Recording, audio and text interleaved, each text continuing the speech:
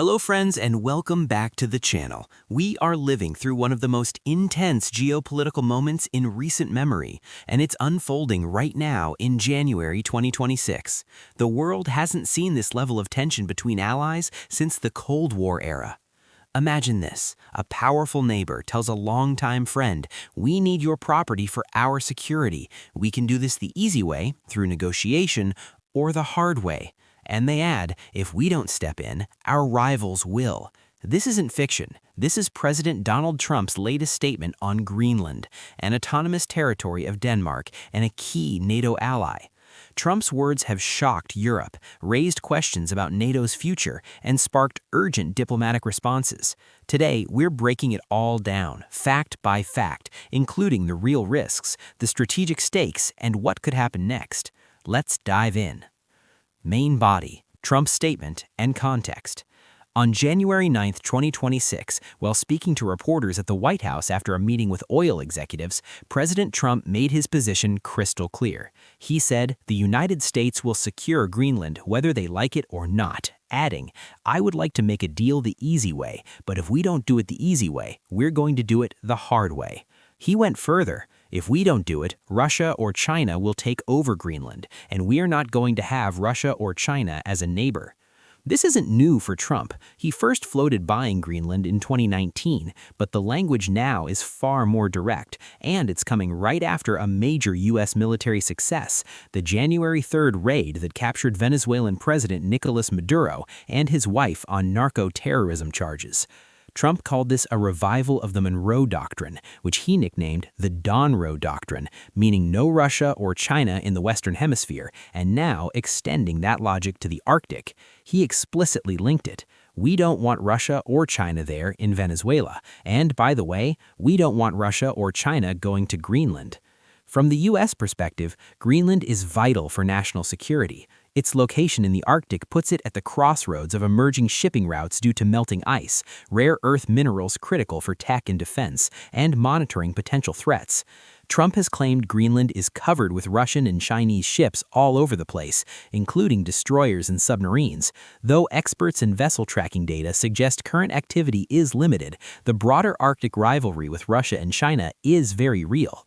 The financial angle, a creative approach. How does the U.S. actually take Greenland without massive conflict? Reports from Reuters indicate the White House is discussing a unique plan, bypassing direct negotiations with Denmark by offering lump sum cash payments directly to Greenland's roughly 57,000 residents, potentially $10,000 to $100,000 per person, totaling around $6 billion. The idea? Encourage Greenlanders to push for independence from Denmark, then enter a compact of free association, like with Pacific nations such as Micronesia. In return for U.S. defense, aid, and economic support, the U.S. gets strategic access and military basing rights.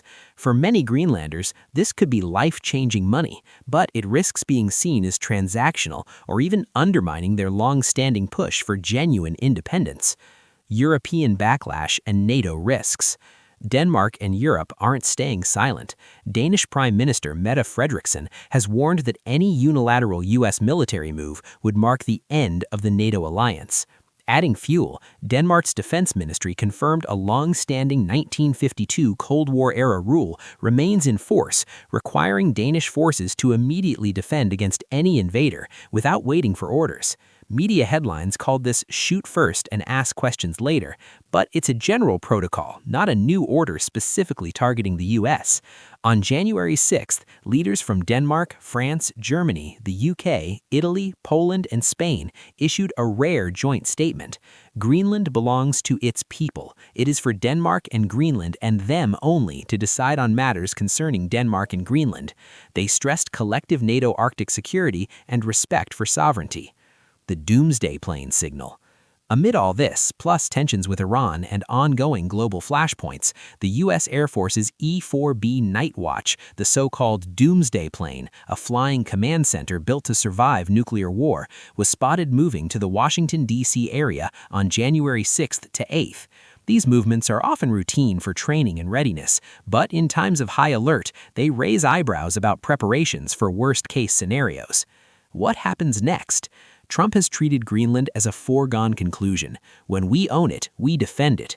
The easy way means Denmark agreeing to a deal, perhaps with big incentives. The hard way implies unilateral action, which could fracture NATO, trigger a standoff with allies, and pull in Russia or China.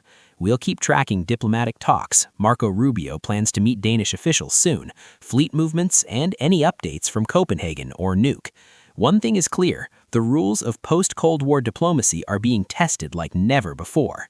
Thank you for watching. Drop your thoughts in the comments. Is this bold leadership or a dangerous overreach? Hit like, subscribe, and turn on notifications for more breakdowns. Stay informed, stay sharp. See you next time.